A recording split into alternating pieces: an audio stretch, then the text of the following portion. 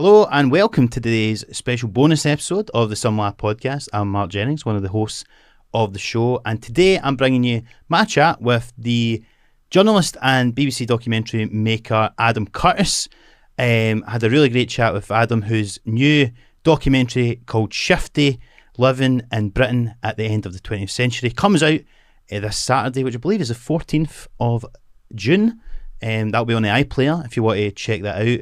And if you don't know Adam Curtis, I'm sure a lot of you will who are listening at the moment. But if you don't know Adam Curtis, you've not seen his stuff before. Basically, he tends to have a lot of archive. He's got access to all the BBC archive footage, and he uses loads of really interesting and intriguing and amazing kind of footage from that. Often stuff that's unseen and all that kind of thing to tell a lot of stories about history, about politics, about culture. Often in like an alternative way that really does help to sort of explain where we're at in terms of the world and politics and culture today. And you might have seen Hypernormalization, or his last big one, Can't Get You Out of My Head. This one is just as great as the others. It's classic Curtis, and I was very delighted to get to chat to him. I was as surprised as you presumably are that we did manage to get a chat with him. Basically, sometimes what I'll do is what happened was I seen the trailer that was coming out, and I'm a big Adam Curtis fan, so I put out a few feelers, and sometimes I'll just sort of shoot my shot if I see someone's touring the UK or something, a bigger name, I'll maybe sort of shoot my shot, as I say, and this time put out a few feelers and didn't really expect a reply, and then, well, something strange happened. So this is the result of that, which is my conversation with Adam Curtis. Usually we would be in the studio, but I'm actually on tour in Dublin at the moment when I'm recording this bit as well. So I had to it was a bit stressful. I had to get a wee work and get somewhere that was decent Wi-Fi and all that kind of stuff. But thankfully we managed it. And Adam was really, really lovely. Had a great chat with him. I really enjoyed it. Had a good wee laugh at times as well. So I really hope you'll enjoy it too. So without further ado, here is my chat with Adam Curtis.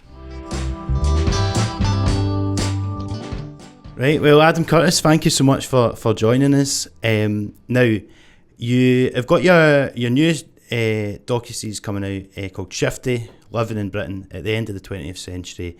Before we get started then, I thought I would just sort of ask you, because I know in recent years you've brought out a few different series, and I've heard you talk in a lot of interviews about how things have been kind of static for the last wee while, and I was just wondering your thoughts on kind of where we're at the moment in terms of Trump's second term, obviously Labour getting back in and then sort of losing popularity pretty quickly, and then obviously the rise of Farage and all that everyone's seeing now, and where do you think we're at currently? Well, I have, over the last few years, I've been a bit mystified by this sort of fact that on one level, as you and I read the media and watch everything, there is an endless hysteria. It's like every day there's something terrible happening. But actually, if you look back, say if you take the previous Trump administration and you take that administration that was led by, after a while, Boris Johnson, there was endless hysteria, endless chaos. But actually, if you look at it, nothing really happened. I mean, of course, some things happened and events happened in the world and in history. But as politicians, they seem to actually have little traction on the giant forces of history. I mean, Trump did lower taxes for rich people, but that tends to be what Republicans do. Other than that, he didn't build a wall. He took troops home from the Middle East. Nothing else. I mean, it was sort of this hysteria, and the same was true with Brexit. Brexit, yes, there was a massive argument about it, but in terms of anything else, the sort of system of austerity that had been put in, carried on, the society didn't change underneath fundamentally. And then I thought, when Trump got in, oh, okay, look, he's being really radical this time. It is going to change. But have you noticed what's beginning to happen? Is every morning there's a new range of hysteria. It's almost like Trump wakes up in the morning, gets his phone out, and types in something like, oh, I'm going to change the tariffs today, or I'm going to do this, or I'm going to send these troops to Los Angeles. And everyone out there who hates him goes, oh my God, this is so bad, big letters. This is terrible. Have you seen what he's doing? And then the next day he does something else. And there's it's a sense of a world in which it's constantly, to be brutal, screwing with your mind. Yeah. I don't think that he's doing it intentionally, but what I get a sense of, this is just a sense, that all of us, you and me, and the politicians like Trump, and in a funny way Starmer as well, because he cosplays another kind of politician, but doesn't really seem to have much an effect. He cosplays an old-fashioned sort of serious Labour politician with serious glasses and a serious look. Again, he has no real effect.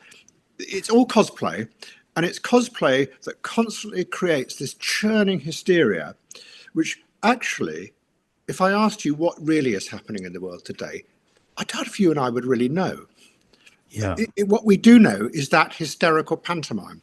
And I have this sort of just a sense in my head that we're all locked in a theatre with Donald Trump lying in his bed, typing out these things. And it's this feedback loop of outrage, anger, tease.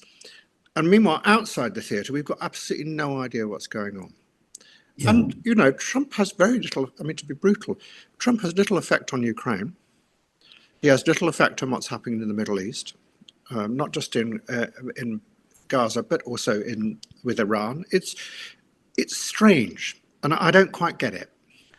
I think one thing that has changed a little since last time with Trump is obviously like they seem to be cracking down a lot more on the immigration thing, and your series this time sort of starts with Thatcher kind of behind in the polls, and then she makes an anti-immigration speech. And obviously there's a direct parallel here at the moment with obviously how kind of reform seem to be at least seemingly doing well in the polls, and Farage coming in and stuff. And I just wondered what you thought, if that's where we're heading to. I was fascinated when I found that piece of Mrs. Thatcher, because it was, I think it was towards the end of 1978 when they were building up to an election. And she was behind in the polls, I checked it. And that speech where she said, I mean, I'm not quoting directly, but you know, why should we bring them here? Because that will cause problems. And I was fascinated by how early it was, because yeah, you're right. You're seeing it now, and Trump is doing it in America. But again, I mean, I don't know. It's a constant churn of hysteria. He sent the troops in. It's constantly ramping it up, and Mrs. Thatcher, I think, probably saw a much more, measured political outcome from what she did in 1978 by raising that issue. I think it probably increased the growth of racist attacks, which I then show in the later films, actually in that film as well. But it was a measured thing. Trump's is a hysterical response. It's a constant hysterical response to everything.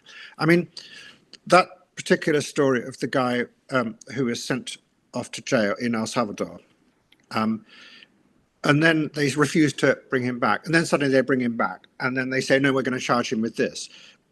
It's messing with your mind. I mean, in a film I made a while ago called Hypernormalization, I talked about a guy called Vladislav Surkov in Russia, who was advising Putin at that point. He isn't now. He's sort of been marginalized. And his argument was the way you manage perception in the modern world is not by actually trying to give a shaped outcome that you manage people to think that. You just tell them that you can't, you make it clear to them in your actions that reality has become slippery and they can't trust their own perception. And yes, you're right. All sorts of people are getting caught up in this pantomime in a horrible way, like in the ICE raids in America. Yeah. But you sense that unlike Mrs. Thatcher, who was looking for a measured outcome in a political way, what Trump is doing is just chaos. And chaos may be, I mean, in a brutal way, the cosplay way of managing society these days. Or they have, I mean, I'm not saying it's a conspiracy in any way. It's just they've, in the absence of having any other ideas about how you manage the society, they've found their way to this cosplay hysteria. And that's what you and I are all churning around in. And it's very difficult to see the reality. And you just wait for the next one. I mean, yes, what did you have? Elon Musk and Trump split up, right? Then he sends the troops into Los Angeles. It's to be brutal, it's Surkov. You know, it's not done for any aim. This is why I think that actually we're at the end of something. It's not done in order to disguise this or that. It's just done because they haven't got any other ideas left. And I think that's the really interesting thing about our time, is the politicians who are supposed to have some kind of picture of the future they want to build, don't. I don't think Starmer does. I don't think Trump does. I mean, he has slogans. But what the substitute for that is a continual churning hysteria, while privately strange thoughts go on in people's minds which we have no access to because it's all lost in this hysteria. I don't think it'll last. I think it's a temporary thing, but they're not the future. It's a declining thing. Yeah, because it seems like no one's really given anyone, because you talk about a lot, and one of the I think one of the standout quotes in the film actually was from none other than Ozzy Osbourne, and he said, "I get fucked up. What the hell's wrong with getting fucked up? But there must be something wrong with the system if so many people have to get fucked up." Exactly. Yeah.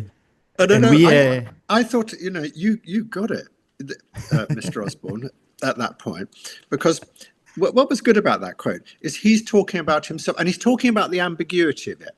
It's that it's really fun getting fucked up on drugs, right? Or so I'm told. And yeah, me too. Good. And yet at the same time, in a society, whereas you wander across a festival site and you just see a sea of people getting fucked up, that it's in a sort of blissed out way. This is very strange society. And I think that's what Ozzy Osbourne was trying to get at. There must be something wrong with our society that we all have to get fucked up. And I think what he means is, I go back to what I was just saying, there is no picture of the future. So live in this chaos. I mean, the other thing I really like, which I used as the opening music in the first film, is a song by the Young Fathers, which is called Wow. And again, it's got that same ambiguity. In its energy and its power, it's all about how exciting it is to live in this age, and the sort of driving energy of it all. But if you actually examine the lyrics, it's all about how that's based on me, the ego, the center of the world. And actually, that is a destructive force. It eats away at any idea of collective collaboration or collective ideas of the future.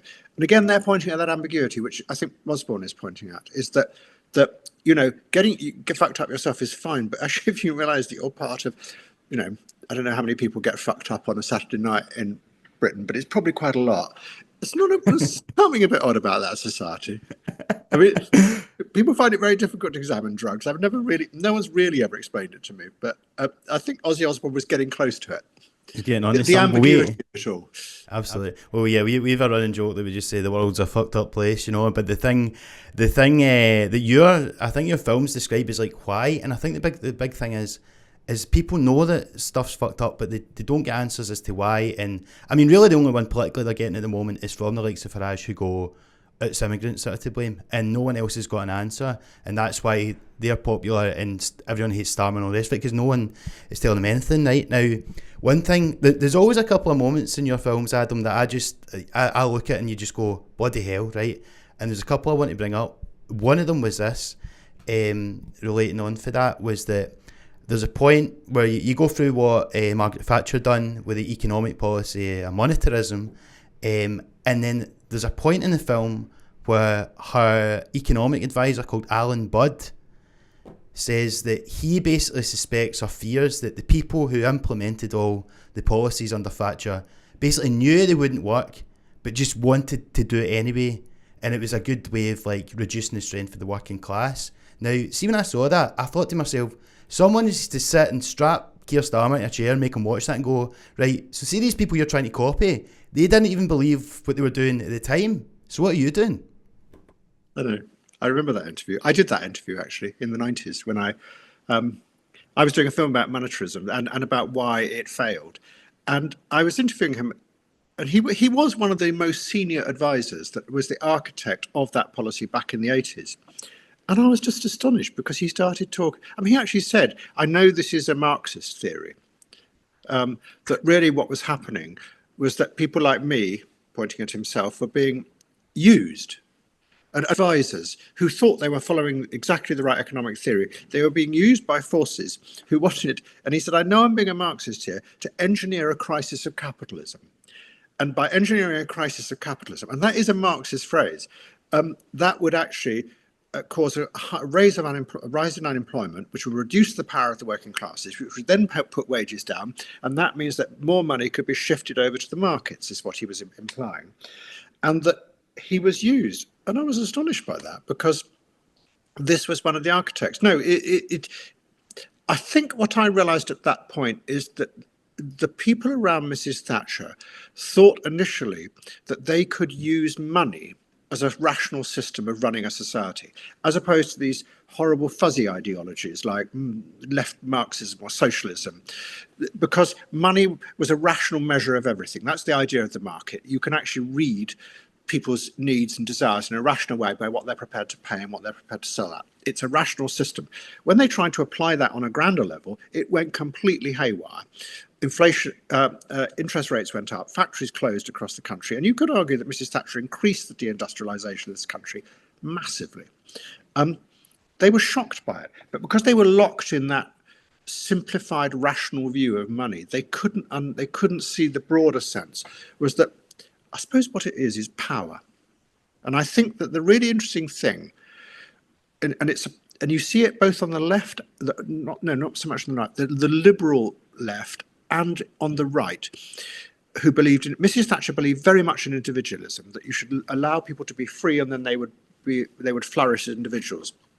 At the same time, the soft left also believed in a sort of individualism, a sort of soft libertarianism.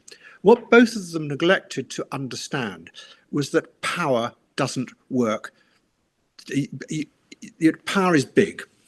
Power manages you in all kinds of ways, some of which are good and some of which are really bad, which is what Mr. Budd was pointing to. And that in the face of that, the individual has no power. And not only does the individual not have any power, if they're on their own in the face of big power, neither does a little advisor working for Mrs. Thatcher. And I think that's the really interesting, shocking thing. And I sometimes think you're right about Keir Starmer, is they don't acknowledge, or it's almost like they're frightened of facing up to where power has gone. And that's one of the things I was trying to show in the series, is as we live through this, power, and that's why I called it Shifty, power was shifting gently away from politicians through money, which Mrs. Thatcher unleashed because it was a way to liberate people. It then liberated itself through strange outcomes like you've just talked about, and really sort of took control. At the same time, we shifted as human beings. We became far more sort of wild, a bit like what Ozzy Osbourne is talking about. And those two forces ate away at what's the central force of mass democracy, which is that together you can stand up against big power. You can. But on your own, you can't. And I think all of us, me, you, and lots of individuals who are living horrible lives at the moment and terrified of the future, and the advisors around Mrs. Thatcher found, was that when you're on your own, you can't stand up against power. And I think that's the future that no politician is really trying to face up to, is how can you actually create a system that gives millions of people who think of themselves as free individuals a collective power so they get a real purchase on the future. And that's what's waiting to be done, I think. And I can't see it's happening from anywhere. And it's not going to happen through Farage. I mean, actually, the interesting thing I show in the films is that when things started to go wrong very early for Mrs. Thatcher, when the factories started to close, she turned back to old simplified myths of Britain, old ideas drawn from Churchill in the Second World War. And that's what Farage is doing. It's a sort of old simplified myth. And you can see why it's appealing, because it's a retreat from this harsh reality. But the power is out there, it's big. None of us really have any idea of its shape or its form. But we know it's out there, but we have no way of dealing with it. I think the most interesting thing, right at the end of the series, I use a clip from a BBC current affairs programme, which is about how HSBC Bank had allegedly helped thousands of rich people move their money offshore illegally to avoid taxes.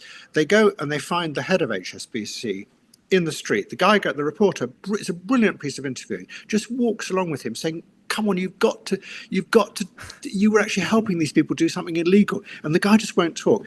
He walks off. And you think, this is a brilliant piece of journalism. But I remember what happened. I remember all that story about HSBC.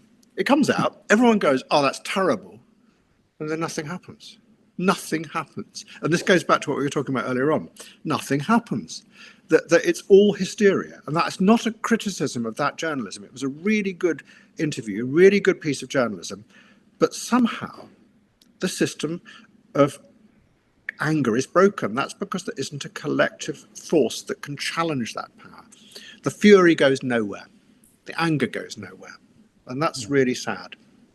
And that's why we feel helpless and confused, I think.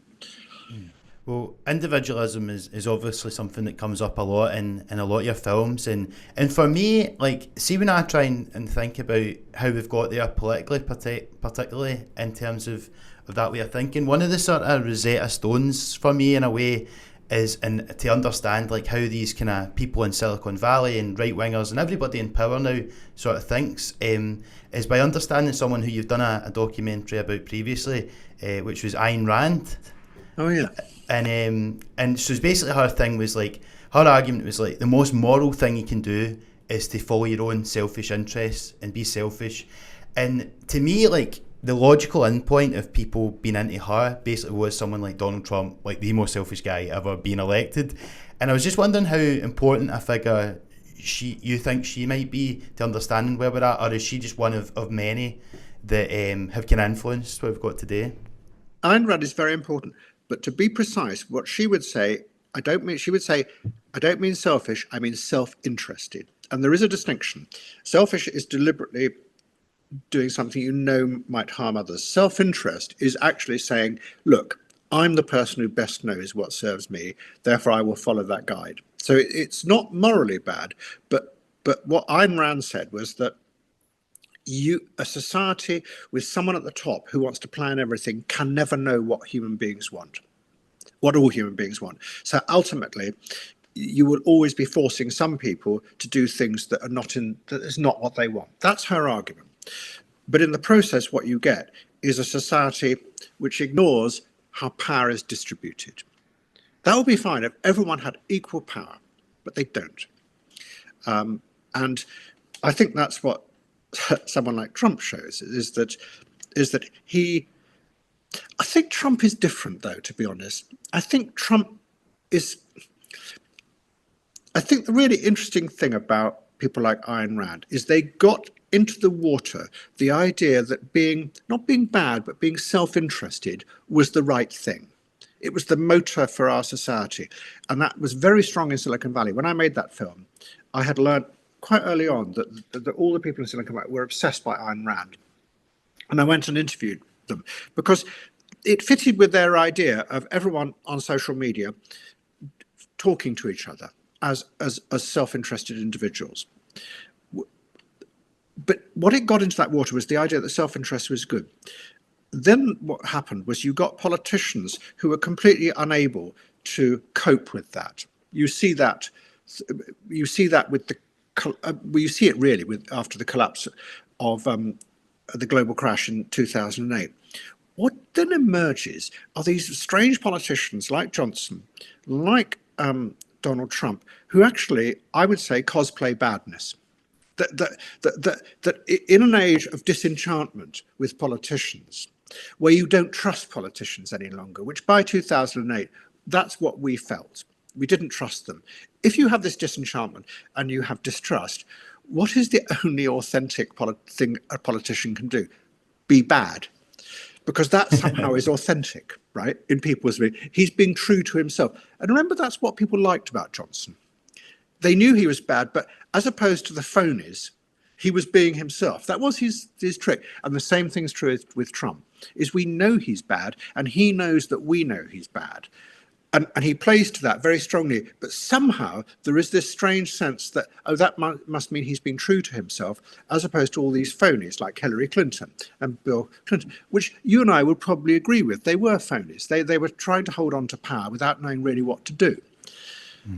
So they sort of present themselves as a sort of a fake authenticity of badness. I know that sounds a bit weird, but it's sort of where we've got to. I don't quite know what Keir Starmer presents himself as. That's still a mystery. I don't know quite what he is cosplaying.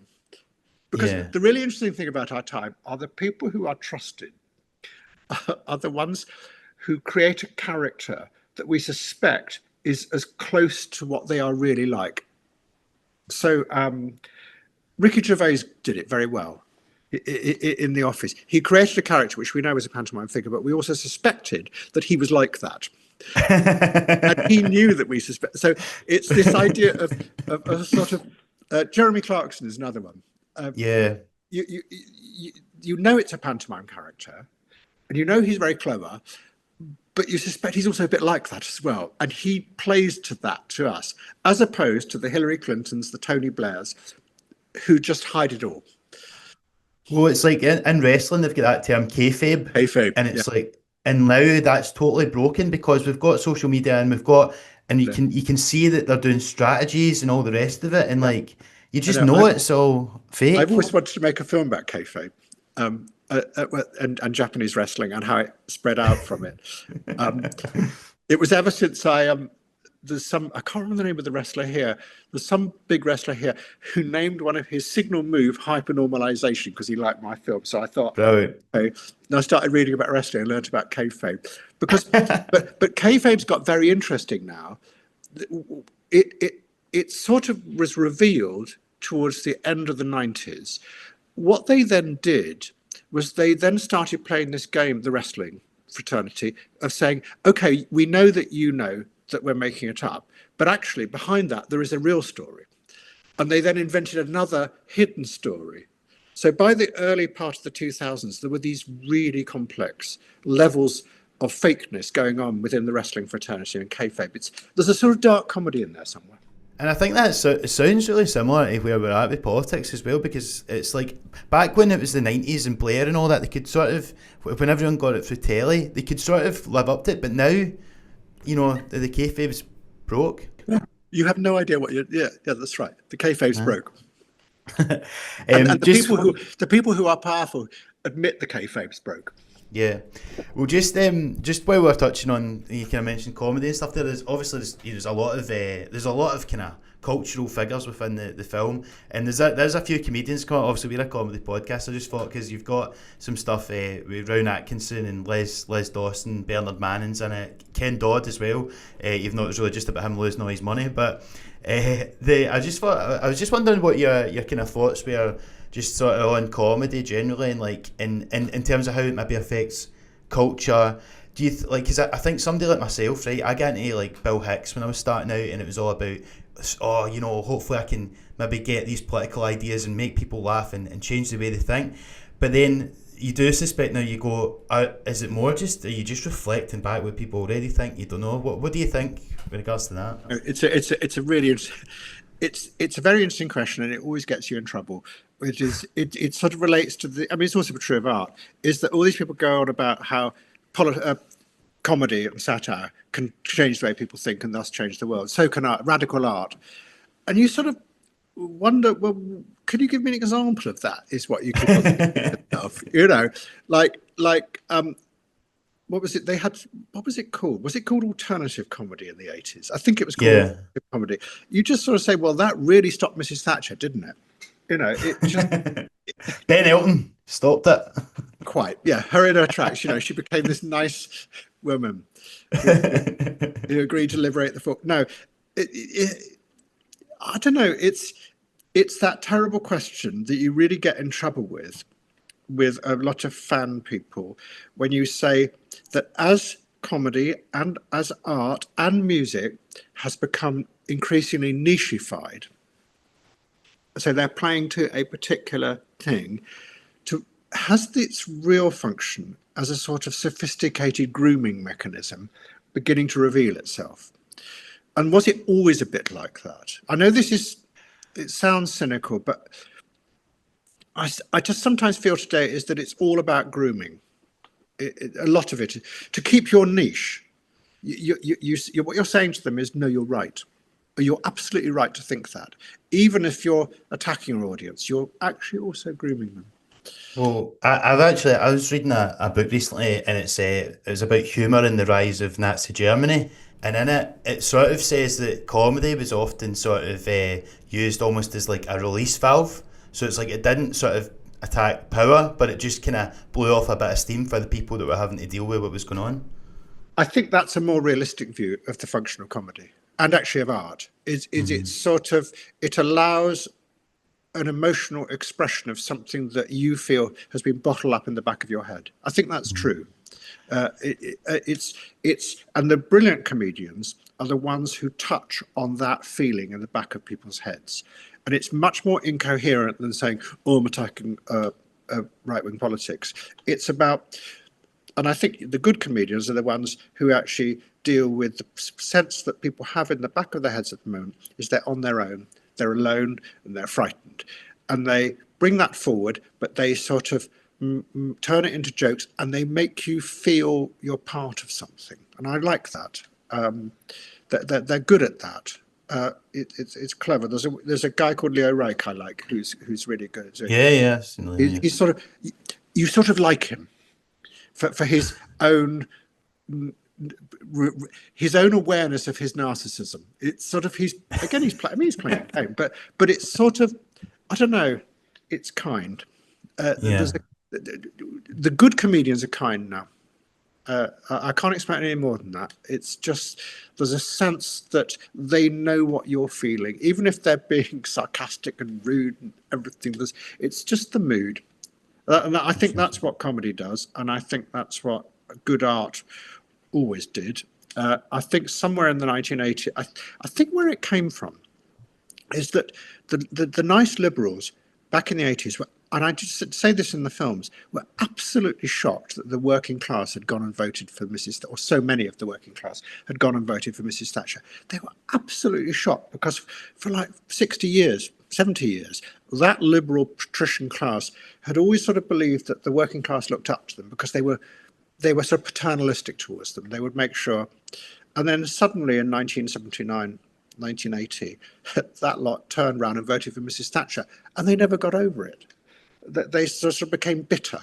And in the face of that, what they did is they began to retreat from politics, and they retreated into culture. And in the process, they turned culture, this is in their words, into a political form of protest. That's how they saw it. They were going to challenge, they were going to be the countervailing force through art. And as we just said, it didn't really work out for them in that way at all. It didn't stop Thatcher. It didn't stop the rise of the right. It didn't stop the rise of an acquisitive individualism. And in a way, I think that ate away at the real function of a sort of modern popular culture, which is to actually connect with the way people are feeling in the face of the loss of power. I think if you look back at the comedians of the 1930s in this country, you will see that that's what they're doing. In the Depression, it's a sense of you're not on your own. I mean, they can be sarcastic and witty and brutal, but it's a mood thing. What I thought about the satire comedians that came out after the rise of the right wing was that it was tinged with their own personal bitterness. It was chilly, which a lot of modern art is also chilly. And what you're missing is this sort of, I tell you who's really good at it is Banksy. Banksy touches on the way people feel in a romantic, emotional way. And also he takes the piss out of the art lot. I found this great piece of graffiti he did about 10 years ago. It was in London. And it just simply said, if graffiti changed anything, it would be illegal. And I noticed, I remember because I was working around there at that time, within 24 hours, there was a nice Perspex thing screwed to it, and it was protected. And I thought, he's rather made his point at that point. And so I think he spotted that thing. But why I use him as an example is that there is in amongst the sarcasm and the humour, there's a tenderness and a romanticism about Banksy, which people connect with. That I don't know, I can't explain it any more than that. And I think the good comedians do that as well. They connect with you. Yeah. And whereas the chilliness, which comes out of the concept of cool, which rose up from the 80s, was in a way talk to the hand. And I think we're moving away from that now. Yeah. Obviously, like you do talk a lot about the kind of like people sort of reverting to culture and stuff, but you do love music a lot. There's a lot of music in the film.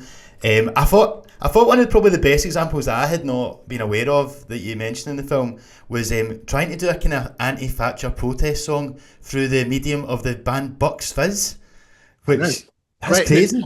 Which is why I put the lyrics up on the screen. Were people even aware at the time that that's what the song was about? Or? I don't know. I mean, I found it out because I was talking to some guy who worked with the songwriter was called Pete Sinfield. And I remember talking to someone in the music industry back in the 90s who told me this fact. And then I forgot about it. And then when I was making this series, I went back and looked at the lyrics and it sort of is.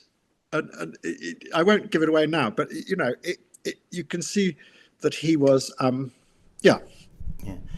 One sort of group that are making waves at the moment, obviously are Kneecap, and they sort of captured the imagination of a lot of people, including myself. To be fair, I'm a big fan of them. But I was wondering what you made of them, and like, because they've obviously been quite they've been very vocal about Palestine and things like that, and I wondered what you made of them, and if you've listened to them at all.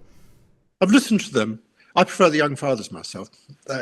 You know, I think that what I think is about a band like the Young Fathers is they're going into a new kind of space, which I haven't. I sort of feel that Kneecap are a bit nostalgic, whereas I think bands like the Young Fathers. You see, the other thing I think about culture is it's got stuck. It's constantly replaying the past in all kinds of ways. And I would include myself in that criticism. I'm constantly replaying things. And what I search for now are people who just seem to be going somewhere new. And I would say the Young Fathers are doing that. They're taking the 3-minute pop single form and with its energy and doing something really exciting with it. And I find that far more exciting than nostalgia. The nostalgia stuff. This is not a criticism of Kneecap, but I just prefer the Young Fathers. Yeah. It's a taste thing, really. I've seen this come up in a few of your films, but it's when Labour get in under Blair in '97, and the first thing Gordon Brown does is he gives away the power to set interest rates to the Bank of England. And this actually reminds me of something that again comes up in another one of your films, which is when Bill Clinton gets elected and then Alan Greenspan goes to see him and basically tells him, see all this stuff you said you're going to do? You can't afford to do it. And I suppose my question is, like, why, like, first of all, why did Gordon Brown just do that? Like, why are they just giving away their power? And at what point do they, like, you know, why do they sort of believe that they had to do this? And could they have done something different? I think they were persuaded by a funny mixture of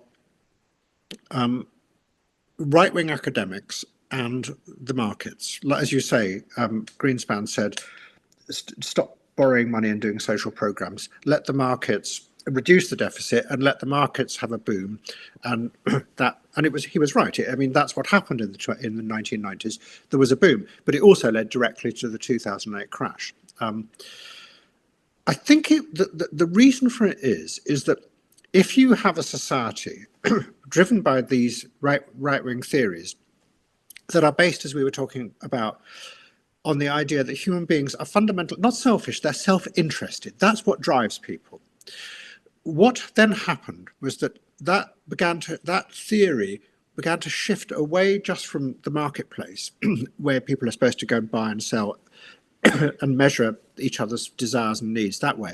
It shifted into other areas, and it shifted into, first of all, into looking at bureaucrats and public servants, because what it said, the right-wing theorists said, is, look, if everyone is self-interested, that means that all those patrician bureaucrats and managers who talk about public duty and public service and doing good, they're lying, because really they're always after their own self-interest. And this really rather strange theory called, it has one of these titles that is so innocuous you don't know it.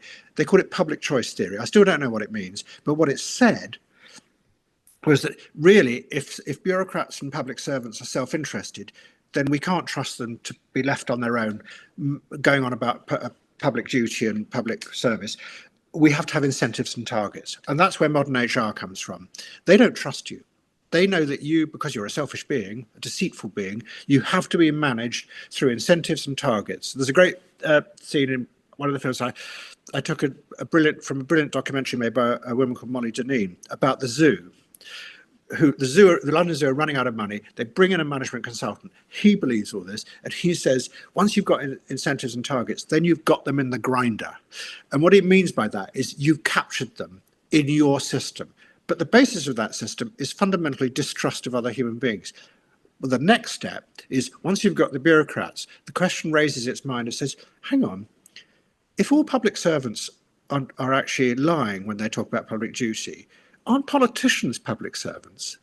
And if politicians are public servants, doesn't that mean they're lying when they're talking about doing their public duty? And you started getting all these things about how it's much better to actually shift power away from these short-term politicians, because they're always thinking in the short term, because they're thinking of their own self-interest about being re-elected. No, I mean, it's not just money or corruption. It's not that. It's they're always thinking in their own interests about being elected. Why don't we shift it to the experts? And there was a lot of writing. The Clinton administration believed this, and that was one of the reasons. I mean, it wasn't just the markets and Alan Greenspan. It was this idea that maybe we should give it to disinterested experts. And when New Labour came in, they couldn't fight against that. Gordon, it's very interesting. I read an interview with him from later on, where he admitted they did it for trust. That it was just, he said, we didn't really do it for any real economic theory. We did it because we weren't trusted. And I think by that point in time, those ideas that had started in the 80s, which fundamentally said everyone is self-interested, had morphed into this idea that actually everyone in a public role can't be trusted at all. And therefore, we have to give it to the experts. Well, of course, the further question is, why should you trust those experts? But that's another point, which you could argue led to strange things in the privatization of other companies, but we won't go there. Absolutely. Although I did actually mention, because the other thing that really struck me, which I had no idea until it came up in the film, is when you're talking about privatisation and specifically the water companies. But I had no idea that basically that was introduced effectively by the Nazis as the first people that kind of done it. The Nazis were the first people to introduce the idea of mass privatising state-owned companies. I think they did it because they felt that would be a way of locking in the privatised. This is in their rise to power. They would lock them in, and it's fascinating. I mean, that's unreal. This is this whole really peculiar area of the Nazis, to what extent they were state managers and to what extent they were privatizers, unexplored. Yeah, no, it was that really blew me away, and obviously because at the moment, like, Thames Water have just been had a sort of record fine and all that sort of stuff, so we're still seeing obviously the consequences of those decisions now. Well, that's because the government, the regulators, the government put in to oversee and to make sure, to sort of just found themselves helpless in the face. Yeah. This goes back to power. In the face of big money and big power, they found themselves helpless. They weren't bad people. They were just helpless. And that's where we are now with those privatized companies, trying to find a way of getting a purchase on controlling that power. And we can talk about bankruptcies and things like that, but what people don't talk about is, how do you get a purchase on these powerful forces now? Because politicians seem unable to do that. Yeah, it feels like it's sort of got a bit runaway train type of thing, isn't it? But I think because that's actually one of the things as well, because obviously it does feel a bit like it's sort of ran away. And obviously, one thing you say, and I've heard you talk about before, about kind of liberals and maybe left-wing people sort of running out of ideas or not having an alternative. And I would say that, obviously, see when you've, obviously in the last, however many years, you had the rise of Bernie Sanders and obviously Corbyn in the UK. And I just sort of thought, I suppose these people, they did come with alternatives of a sort, certainly towards, I suppose, what you would refer to as the neoliberal consensus or whatever. But I don't know, like I guess like they just weren't for whatever reason allowed, or they didn't manage to kind of get through. And I don't know, is it always true to say that there's a lack of new ideas, or is it that they're maybe just not allowed to get through in this system, or not able to get through in this kind of system? I don't know. I think that's the key question. I mean, but it goes back to a wider question. I mean, the closest I thought who probably got to power was Bernie Sanders, because, and this is very interesting, he was the only politician, as far as I know, or leading politician, after the election of Trump first time round, who actually went out and talked to the people who voted for Trump to find out why. No one else did. And it's the same with the people who voted for Brexit. No one on the liberal left went out and talked to people who voted for Brexit to find out why, to say to them, well, actually, I understand why you did it, but you're being conned by these people. Nothing of that happened. The people who traditionally were going to be the ones who could come up with an alternative actually turned inwards and talked about the people who voted for Trump and people who voted for Brexit. And I saw this many times. Stupid was the word they kept on using. And the moment you accuse anyone of being stupid, you've lost them. They will never come back to you. And the people living in Barrow-in-Furness, Bradford, they heard that word stupid, and that's why they've not come back. It's one of the great. It's the moment at which that liberal patrician class lost power. They're never going to get it back. What's really, but to answer your question more directly, I think there are two alternatives. Either you find a way of reinventing collective power, but in doing it in a way that still allows the millions of squealing little individualistic piglets to feel that they are in control of their own existence. That's one way you do it. I don't know how you do it. The old idea of the utopian idea of the internet was that somehow the internet would do that, but it doesn't seem to have worked out quite like that. The other thing is that maybe what we call mass democracy was a temporary product of mass industrialization. It was, back in the 19th century, millions of people came together in gigantic factories in appalling conditions, but they began to realize that because they were all brought together in this factory, they had power. And out of that came trades unions, came the Labour Party, came socialism, and it gave it a collective power to challenge it. Well, in our age of nichification and hyper-individualism, that collectivism has gone. And what was powerful about that collectivism is it gave millions of people a way of understanding the world, about how power worked, about politics. All these ideas came out of that mass democracy, left and right, socialism, communism, ideology, all these words came out of that. Maybe they are inappropriate now because they actually don't describe the world we are in. The world we are in is a world of millions of individuals who are connected, but they feel alone and they feel helpless.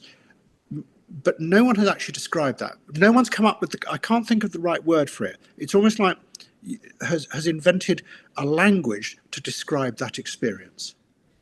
There was a by-election in Scotland the other day, Yeah. and they were using a very Scottish word for how people are feeling on the street. It was scunnered. They felt scunnered, which is basically fed up, effectively. Yes. Yeah. But that's... Well, I think that's sort of what I feel. I think people feel that everything just doesn't make sense, but they're also fed up with it. But no one has come along to them and explained why they don't, why nothing makes sense. It's sort of, I keep on trying to find the way. It's not giving them categories. It's just terms and a way of seeing the world that explains why this has happened. And I think maybe we're on the edge of that back in the 19th century, out of that collective horror of the mass industrialization came power and categories and ways of seeing the world that worked when we were still groups. We're not now. We're a fragmented and atomized society. What you're waiting for is someone who can actually give you a language to describe why was it scunnered? Scunnered. Yeah, why you feel like that and what are the reasons for it, and to actually dramatize it for you. So it achieves a sort of... People get powerful as well when they are told that what they're feeling is not only right, but has a dignity to it, that it's a genuinely authentic and correct response to what's going on. At the moment, the liberals will go, oh, they're just stupid. No, they're not. That's a genuine, authentic response to the fact that no one in power seems to know what's happening. Yeah, Scunnered absolutely. is very good. I like it. Aye. I think one person that I've been looking to recently who has been off on some kind of alternative is this guy on YouTube called Gary Stevenson. He's got a page called Gary's Economics. Like, he was a former trader, and he basically his sort of arguments like that the economy is stagnating because of inequality. And his big push at the moment is to say, well, like, an alternative you can give people to, like, just scapegoating immigrants, for example, is to go, well, tax the rich or tax wealth, not work, and all this kind of stuff. And that to me seems like it's not dissimilar to, like, you know, the kind of 1% type of thing, the Occupy movement. It's like, if you can sort of get everybody together and go, look, we're all fucked here regardless of our cultural differences and all the rest of it, and the only people that are you know, kind of winning here are these people that have got the money. And if you can sort of, you know, maybe try and build a consensus that way to then go, if you can tax wealth, use it to pay for public services, maybe that's something that people could get behind. Because, like to myself, like in the film, I thought it was funny because there's a bit in the start of one of them, and it's like 1990, and you're like, Thatcher's plan for everyone to own their own home was already fucked. And I was born in 1990, so I'm like, all right, cool. So it was too late for me then, was it? Yeah, it's interesting that we forget that there was a massive recession in 1990. I think it was the first time that the word negative equity came into being. It's because everyone had been persuaded to buy their own homes, and suddenly the value of their home was falling below their mortgage, and they were screwed. And it is very interesting. I think it's more than just about inequality and taxes. Is the very strange thing, which I don't think any politician really got their head around, is there are millions of people who are now, in order to buy their own homes, in debt to gigantic financial corporations for the rest of their lives. Yeah? Well, that's remarkably like the feudal system, when the lord of the manor used to own you and your home for the rest of your lives. And that is a powerlessness. But at the same time, those same people are very pleased when the price of land and the price of property goes up, because it, quote, means their house is worth more. So they're trapped in this incomprehensible situation. On the one hand, they are going to be in debt for the rest of their lives. On the other hand, they are pleased, and the politicians are pleased, when the price of property goes up. But that also means that fewer and fewer people can actually afford that property any longer. What I'm saying is it's an absurd situation. And no one has yet found a way of solving it. Because the great promise of capitalism, and this is the other big shift that happened in this time, the great promise of industrial capitalism was that it could always build more. It was limitless. I mean, there are people now who say that's wrong, but that was its promise. The problem is when you shift the focus of money and the money machine away from industrial production towards property and land, you can't make any more land, especially in a small island like Britain. And if you can't make any more, its value is just going to go up and up and up and up. At which point people get trapped, as those people were angry about in 1990 and are still feeling like that today, in an absurd situation where the politicians can't say, I want to push down the price of property, because that will destroy their hopes and dreams, and it will make them in negative equity. But at the same time, just putting it up makes it more and more absurd. And why I'm raising this is it's going to the point which I think goes beyond Gary's economics, is that you have a situation that I've just described that no one really has a language to actually explain how you're going to solve it, or to even dramatize it in a way that is sympathetic to the complex feelings that those people have who own a house. They know they're trapped, but they want it to go up and going in value. It needs a language that dramatizes that in a sympathetic way. And that's what I'm waiting for. Is someone who just, because it's all about individualism. It's my house. There's a couple I think in North Kent in the first film. You should go, well, it's my house. It's my house. It's not we're going to be rented for the rest of our life. It's my house. Well, you've ended up, it's my house, but you're now in thrall to large financial corporations for the rest of your life. It's weird. Yeah, it's very weird. I think, yeah, because I wonder whether, like, because like you say, if it's all about individualism these days, and that's obviously going to kind of need to square the circle with any kind of collective movement. So you talk a lot about remixing in it. So I wonder if it's, left wing needs a remix of some kind. I don't know. Yes, actually, that's good. It is one of the things that I put in. Is I was fascinated by Trevor Horn, the producer who did Frankie Go to Hollywood. Is he also was one of the first people to invent remixes, of which people like me follow on from. I remix history. It's in a way, you're right to point to that, because what we need now is an active imagination to remix or reconstruct how you actually perceive and look and feel about power. That's what's waiting to be done. And it's an active imagination.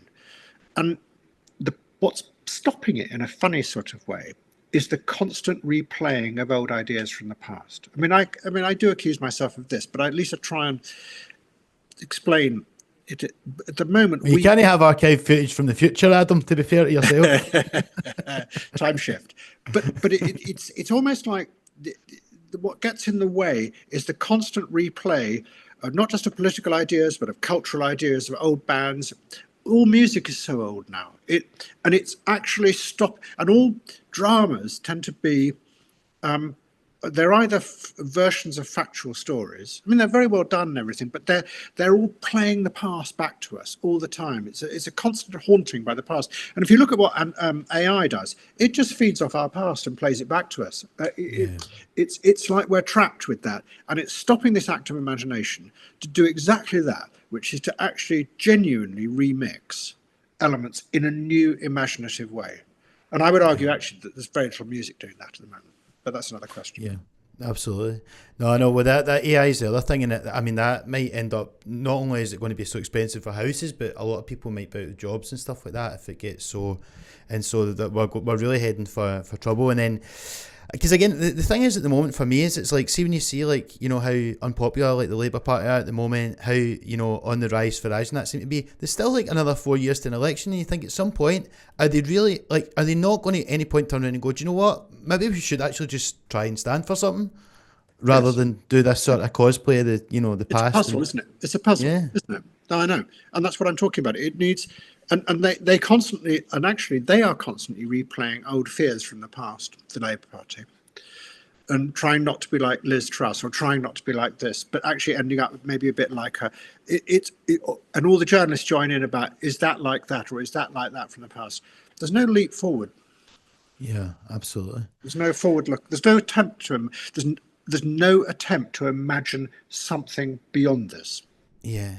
What fascinates me as well about like when you talk about Thatcher, because I've heard you say before that she was sort of maybe the last politician that had some sort of vision, but obviously you show the consequences of that, what happened in the film, and like because obviously we spoke about Alan Budd earlier on and our advisors and whether they believed in it. Do you think like was Thatcher a true believer, or did she like become aware? Because like what's amazing about the B-roll in your film is you show her often she's just like holding a pair of clogs or talking about pearl necklace and stuff, and it's almost like the world or the country's collapsing around her and she's preoccupied with this daft stuff, and she like it was almost like a good metaphor for how sort of the elites generally are so like oblivious to the consequences of their actions and what happens to the rest of the country. Everyone has their own view of Mrs. Thatcher because you're right, she was, she was the last powerful politician who had an idea of the future, but the future she unleashed then turned around and ate politics, quite frankly. But my view is that she's sort of quite a tragic figure.